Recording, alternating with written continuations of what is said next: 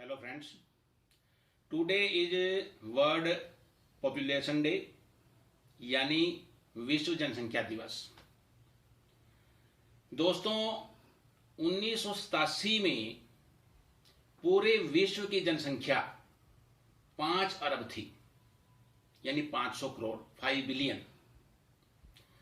तो उस समय विश्व को लगने लगा कि एक बड़ी चिंताजनक स्थिति है। तो इसलिए 1989 में संयुक्त राष्ट्र संघ ने यह निर्णय लिया कि 11 जुलाई को हर वर्ष विश्व जनसंख्या दिवस के रूप में मनाया जाएगा।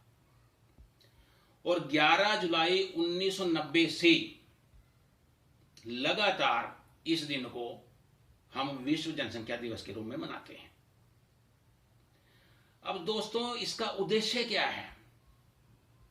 लोगों को जागरूक करना इस बारे में कि अगर जनसंख्या इसी तरह बढ़ती रही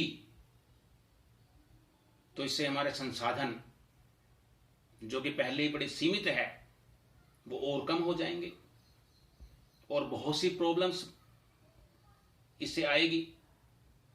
साथ ही साथ इस बारे में जागरूक करना कि हम कैसे इसको नियंत्रित कर सकते हैं।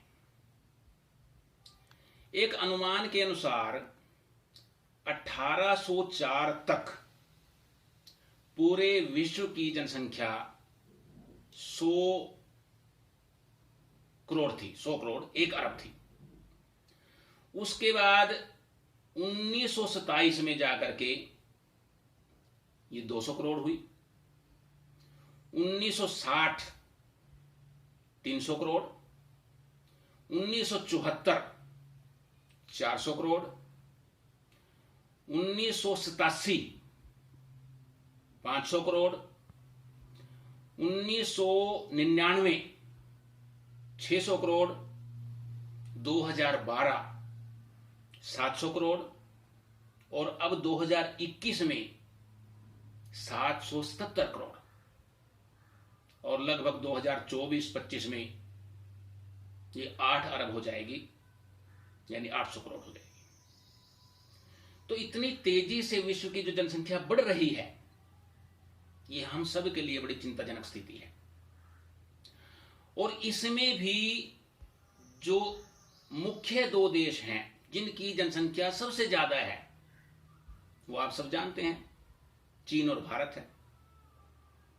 केवल चीन की जनसंख्या 143 करोड़ और भारत की जनसंख्या 137 करोड़ है। यानी इन 2 देशों की जनसंख्या को मिला दें तो 280 करोड़ है। संयुक्त राष्ट्र संघ ने जिन देशों को मान्यता दी है उनकी संख्या 195 है। यानी कुल 195 देश में से केवल 2 देश की जनसंख्या 280 करोड़ और बाकी 193 देशों की जनसंख्या 497 करोड़।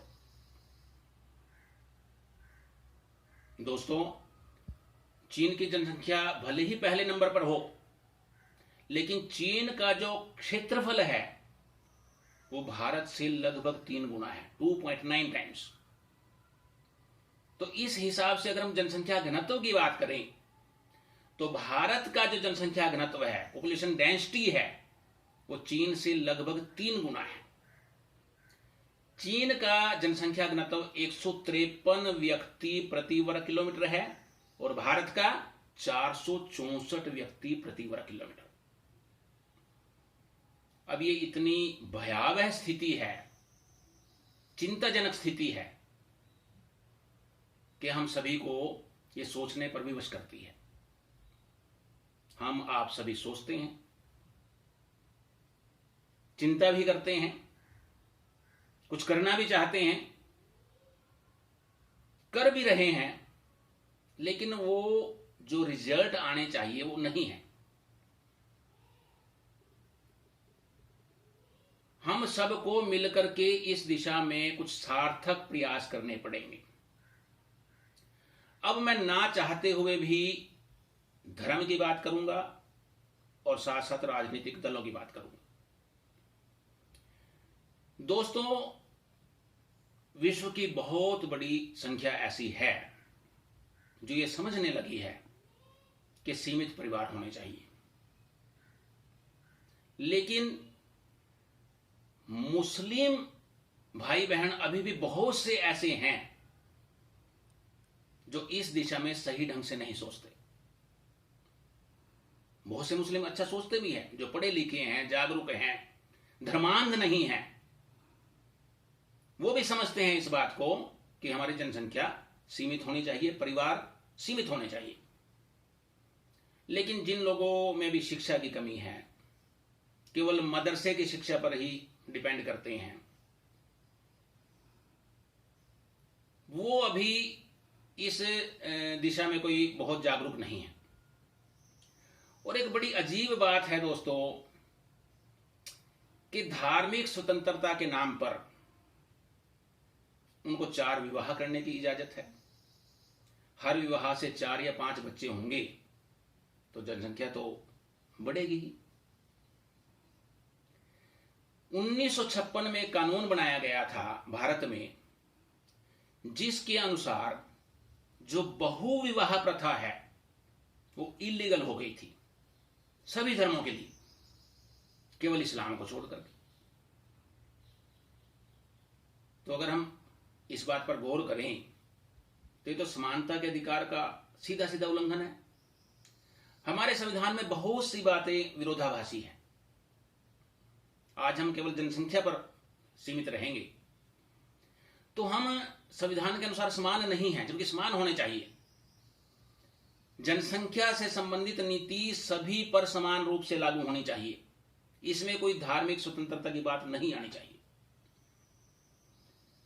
दोस्तों, भारत में बहुत से राजनीतिक दल हैं, सभी की अपनी अपनी विचारधारा है, अपने अपने सिद्धांत हैं, होने भी चाहिए, क्योंकि अच्छा लोकतंत्र तो तभी चलेगा जब विचारों में भिन्नता होगी। लेकिन केवल हम वोट बैंक पर ही नजर रखें, यह सही नहीं है।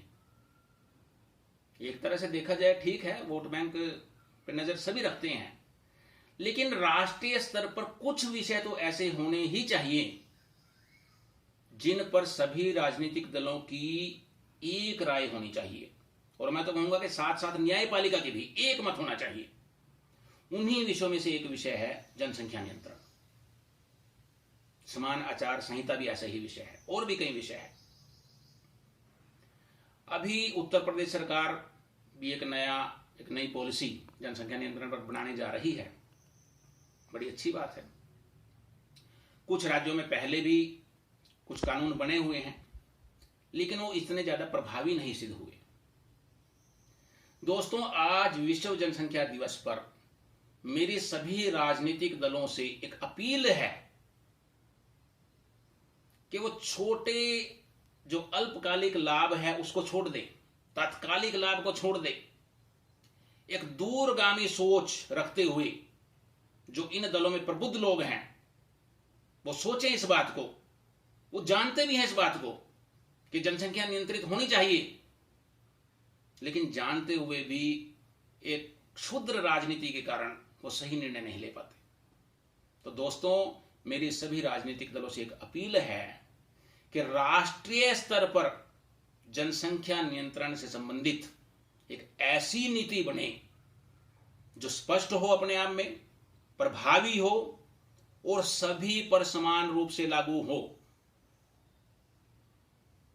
इसमें धर्म की बात नहीं आनी चाहिए, क्योंकि देश पहले है, समाज पहले है, विश्व पहले है। कहीं ऐसी स्थिति ना आ जाए कि हम इस वोट बैंक के चक्कर में ऐसी अवस्था में पहुंच जाए कि देश ही ऐसी स्थिति में हो जाए कि हम उस पर शासन करने के लायक ही ना रहे। तो दोस्तों, मेरी आप सबसे ये भी अपील है कि अगर आपको ये वीडियो अच्छा लगा, इसको ज्यादा से ज्यादा शेयर करो, ताकि ये बात अधिकतम लोगों तक पहुंच सके, सरकार तक भी पहुंचे कि राष्ट्रीय स्तर पर एक ऐसी प्रभावी और स्पष्ट नीति बनाने का समय आ गया है जनसंख्या नियंत्रण पर।